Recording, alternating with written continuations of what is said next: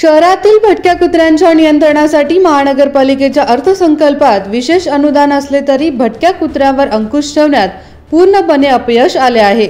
बेळगाव गांधीनगर येथील एका 5 वर्षीय मुलावर भटक्या कुत्र्यांनी हल्ला करून गंभीरपणे जखमी केले आहे। महानगरपालिकेचे अधिकारी निवडणुकीचे निमित्त करून शहराचा विकास खुंटत असल्याचा आरोप जनतेकडून करण्यात येत आहे। भटक्या कुत्र्यावर नियंत्रण न ठेवणाऱ्या महानगरपालिकेचे वर्तन जनतेच्या चिंतेचे कारण बनले आहे। भटक्या कुत्र्यावर नियंत्रण न आणल्यास तीव्र संघर्ष करू असा इशारा जनतेने महामंडळाच्या अधिकाऱ्यांना दिला असून भटक्या कुत्र्याने हल्ला केलेल्या 5 वर्षीय मुलावर जिल्हा रुग्णालयात उपचार सुरू आहेत।